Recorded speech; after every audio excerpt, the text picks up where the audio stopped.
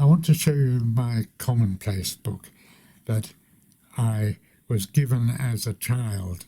It was basically a empty book to write my favourite poems and quotations in. And you can see that I started this in the year 1958, which is quite a long time ago now. And the first poem I ever wrote in this book at the age of 15, I suppose, was William Shakespeare's Sylvia. I still think it's one of the greatest poems there's ever been. I'm going to read it. Who is Sylvia? What is she, that all the swains commend her? Holy, fair, and wise is she.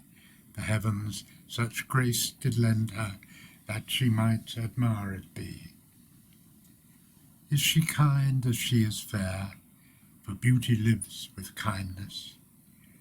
Love does to her eyes repair, to cure him of his blindness, and being cured, inhabits there.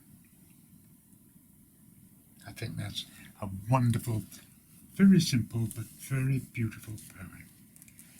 And I'll show you the second poem I wrote in there, which is actually ancient Greek. It's 2 lines from the Greek poet Simonides, written after the Battle of Thermopylae in about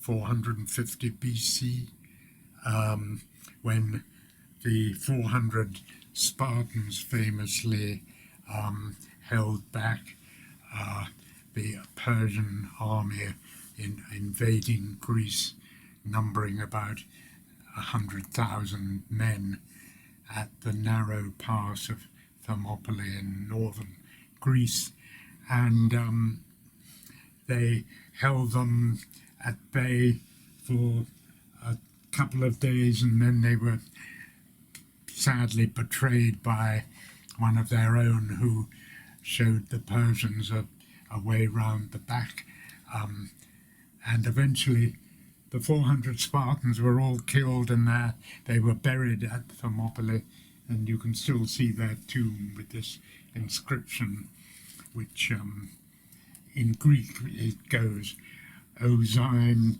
Engailon Lachadai Moniois Otitede Kainetha Tois Kainon Ramasi Pai Thomenoi, which means, stranger, tell the Spartans that here we lie obedient to your commands.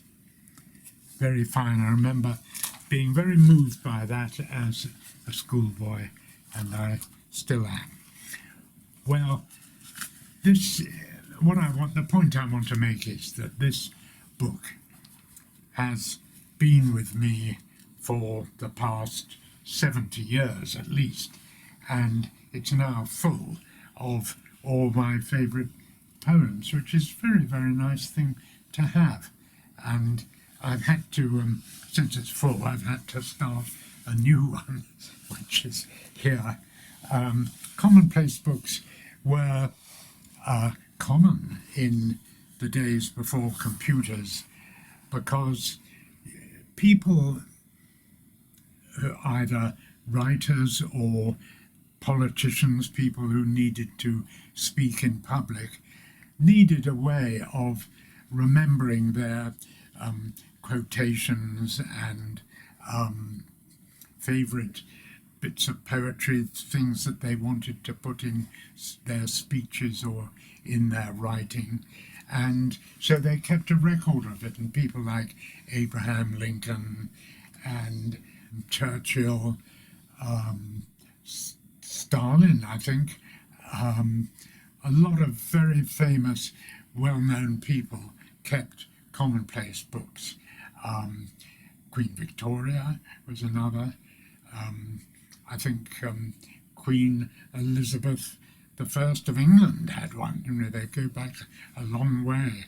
and they're very nice things to have. I actually produced, this is the Commonplace book that I devised, which you can actually buy on Amazon, which is a very nice present to give to people.